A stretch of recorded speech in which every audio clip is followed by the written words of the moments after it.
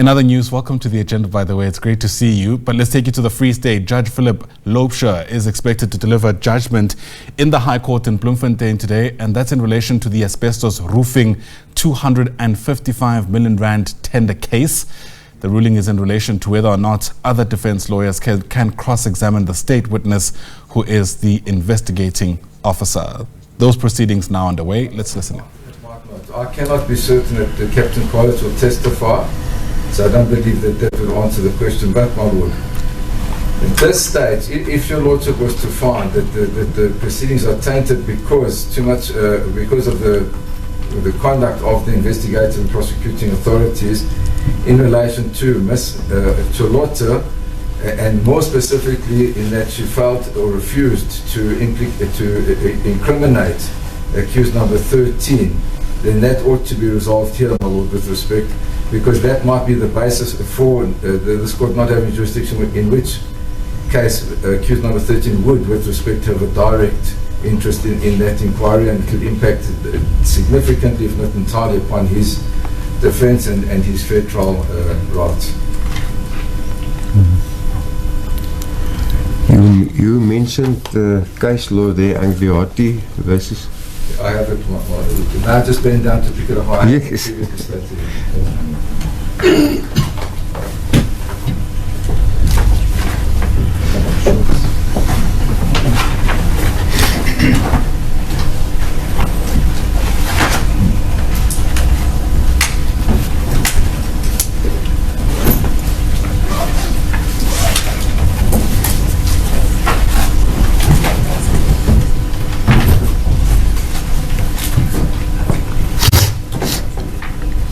My lord, I had quoted this previously. It's the decision of State versus Agliotti, my lord. It's a reported decision at 2011, volume 2 of the South African Criminal Law Reports, page 437, a decision of the Gauteng South Johannesburg High Court delivered by Khomotja. It was a trial, my lord. And I want to read it to your lordship, if I may. Paragraph 286 to 288 is where he touched on this, and this was at the stage, my lord, of section 174 discharge for the judgment on that. And at 286, his lordship says, the timing of the supplementary affidavit by NASIF and its contents, which belatedly tend to implicate the accused herein, points to a predetermined or premeditated course of action to implicate the accused in the crime set out in the indictment. I cannot see any reason why, if the contents of this affidavit were true, it would not have been part of the Section 204 statement that NASIF deposed on 8 November 2006, or the statement he made on 10 November 2005. They sound to me to be recent fabrications in the defence's charge that they were specially elicited or put to NASIF by the investigators or the prosecutors at the time, for him only to glorify saying that his signature may have a ring of some truth to it. So in that instance, my lord, there was a 204 witness that was asked to elaborate on his statement so as to implicate the accused further. Then at 287, and this is the crux of it, my lord, his lordship held as follows. Any attempt to manipulate the evidence of a state witness so as to ensure that he or she testifies in court about matters that are not covered by his or her statement, or of which he has no independent knowledge, and more so where the statement is in terms of Section 204 of the Criminal Procedure Act, is irregular and may be unconstitutional and render the trial unfair. 288. The defense court statements made by the Section 204 witnesses, as well as statements by other key witnesses to be handed in at this trial, in order to illustrate that they testify about aspects that have not been covered in the Section 204 statements. This tends, in my view, to show some semblance of interference with those witnesses before they testified, under oath in this court. It points at or to irregular action on the part of either the investigating or prosecuting team to cajole witnesses into implicating this accused, where such witnesses did not spontaneously implicate him. And that's directly relevant here, my lord. There's reference to the Razani decision, my lord, in that judgment. The other authority for this, my lord, is State versus M. It's a decision of the Supreme Court of Appeal, my lord, which is cited at 2002, volume 2, I repeat, 2002, volume 2 of the South African Criminal Law Reports, page 411. The decision that was delivered by the Mr. Justice Hare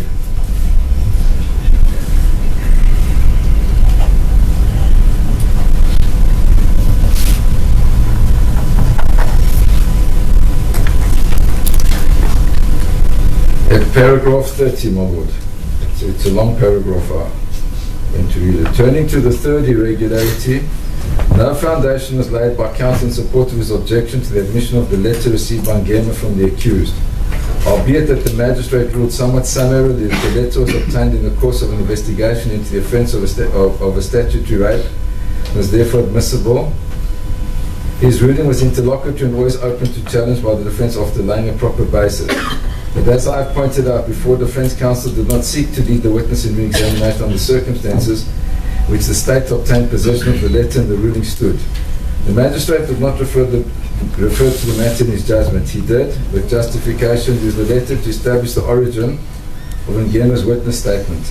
This was instrumental in fragmenting the witness's credibility, and if the letter was improperly admitted, must have had a substantial negative impact on the fairness of the trial. The court gave no separate attention to the admissibility of the letter. It seems to have assumed that it was tainted by the improper interrogation. Then there's then a review of the authorities. It says, after review of the authorities, the court concluded that it had the discretion to exclude evidence improperly obtained. There's several references. It says, there is no doubt that such a discretion exists based at common law upon a proper balancing of the competing interests are clearly identified in State v. Hammer Supra and under the Constitution. I beg your pardon, my lord. The more appropriate place, my lord, is before that, at paragraphs 28 and 29. If I may go back to that, my lord. It's on page 430 of the judgment. It says it will be convenient to deal with the first two grounds of irregularity together. The overall conduct of the investigating officer towards the witness in Ngema represented a gross and reprehensible departure from the standards of fairness which the common law recognizes and the Constitution of the Republic of South Africa guarantees to an accused person. The conduct of the policeman leaves little doubt that the arrest of the witness, lawful though it may have been, was a stratagem in the process of intimidating him with the object of procuring at least a retraction of his statement. The freedom of witnesses from interference, whatever the side they may take, is a keystone in the temple of justice. Without it, the structure would disintegrate. The police, above all, should preserve its integrity, as their own function would become frustrated by its violation. No authority is needed for this instance. Indeed, there seems to be no case directly in point in this country, but some guidance may be obtained from Rex v. Manda, 1951, 3SA 158A, might reach a case on the fact that in the present Shrine J.A. said at 166.8 to 167C. At the preparatory examination, the appellant was asked if he wished to have any witnesses subpoenaed under the provisions of section 244.2 of Act 31 of 1917. He gave the names of 3 witnesses, and in the case of 2 of these, the police then took statements from them which were available to the Crown for cross-examination. This should not have been done. It is, of course, in general the duty of the police to collect all the available evidence that may throw light on the commission of an offence. The court would certainly not wish to raise obstacles to the due fulfilment of that duty. The statement should not be taken from persons whose ability to give relevant evidence is only discovered as a result of an application by an accused person for the assistance provided by section 244.2. That section is an important aid in the proper administration of justice, and accused persons should not be deterred from resorting to it at the stage of the preparatory examination through fear that their witnesses will go into the box handicapped by their having given statements to the police which may not necessarily contain full and accurate accounts of the evidence that they are prepared to give. There's also a reference to Moromisi versus Motor Voertuig Assuransie Fonds, 1983, Volume 4, SA 2070, and State versus Mankola and others, 1987, 1 SA 507C. Paragraph 29. The behavior of Captain Zwane in this case appears to have been so at odds with his duty that one must express the hope that the authorities will welcome an appropriate inquiry if they have not already done so. The degree of undermining of the witness which occurred, if one were to assume that the evidence was material to the fate of the prosecution, I'll just repeat that one. The degree of undermining of the witness which occurred, if one were to assume that his evidence was material to the fate of the prosecution, was such as would, in the absence of very strong countervailing factors, substantially nullify the accused's right to a fair trial by its severe violation of his right to adduce and challenge evidence. In the light of this very obvious irregularity, the magistrate was surprisingly muted. However, the magistrate did not again refer to the statement or the contradictions between it and the statement in the remittal application. His finding that Ngema was a deliberate liar set up to pull a red herring across the record derives from problems with his evidence unrelated to Captain Zwane's machinations, save in relation to the letter which the witness received from the accused and to which I refer below. This was also the approach adopted by the court, I quote. The two previous courts were justified in the approach which they adopted. So my point, my lord, is that Ms. Charlotta was identified even by the state as having given an exculpatory statement related to what was her boss, the Premier at the time, Mr. Makashule, at the Zondo Commission. She then immigrated, she was then taken by surprise and really ambushed and coerced to give a different version, which she refused to do, which is the reason why this court ought not to have jurisdiction over her, and is the further reason why accused number 13 will not receive a fair trial. They are joined together with respect, my lord. If I may just take a look at my notes, my lord. Yes.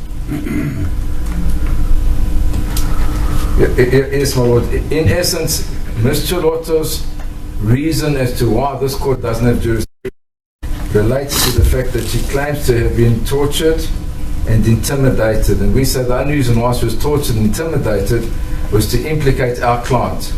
And that's why we have a direct and substantial interest in this matter, my lord. And that's why we say it goes to the jurisdiction. And we have but for the fact that she was the PA to Mr. Makashule, she would not have been charged and she would not have been approached and treated in the manner in which she was. So we say that's the reason why we ought to be entitled to cross-examine on those aspects, my lord. Yes, but this very inquiry. What is a concern to me, Mr. Houders, is that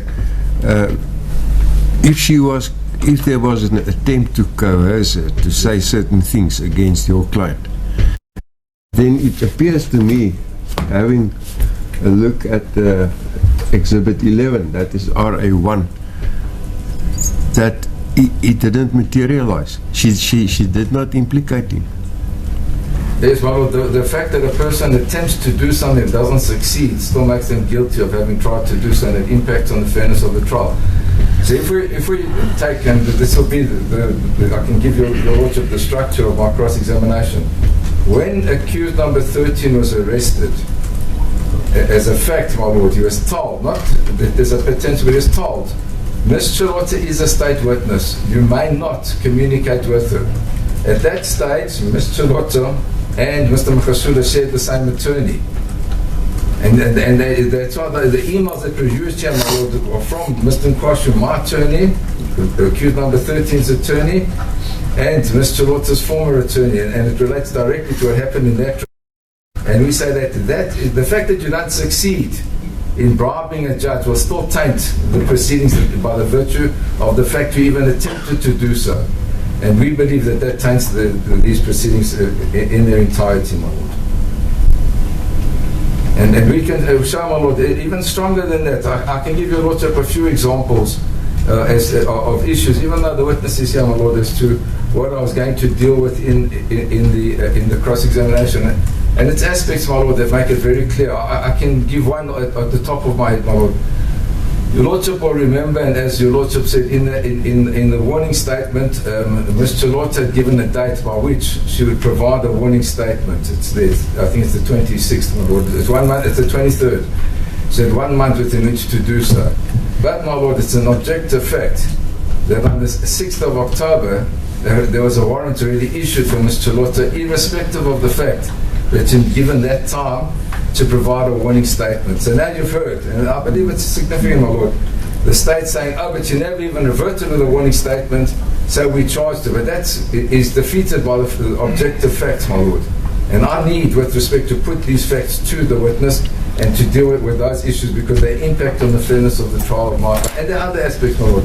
But that's just one clear example, as was, with respect, my lord, RA1 exhibit, I don't know what tab it falls under, the recording of what happened in the meeting. It emanated from us, my lord, and we believe that we're entitled to put to the captain aspects relating to that interview.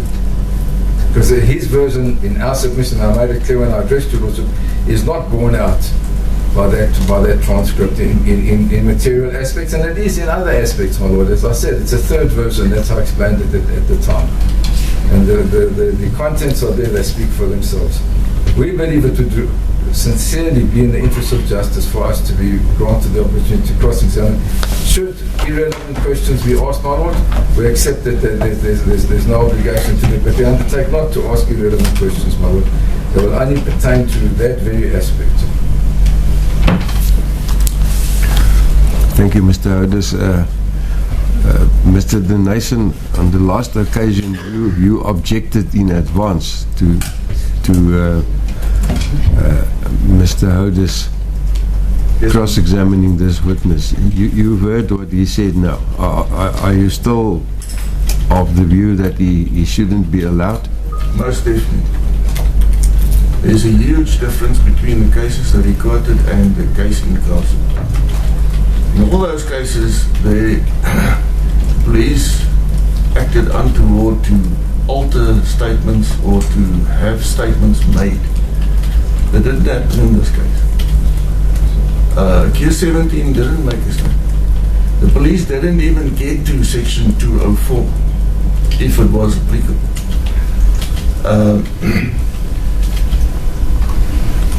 There's reference made to this document, and the court has the papers. In the replying affidavit that my learned colleague referred to, that we should have had knowledge of, it is stated by accused number 13 that he obtained this transcript, or rather the information from which the transcript was made, on the 28th of November 2021. It's impossible. By that time, the police hadn't even visited the medic. Then just another aspect. All right, so those are live visuals from inside the High Court in Bloemfontein. Essentially, what's taking place in this Free State asbestos trial is the different attorneys are making a case around why they feel they should be able to cross-examine the state witness. That's the investigating officer in this matter. We'll continue listening in on that, of course, for you throughout the course of the morning, especially once Judge Loubser delivers his judgment.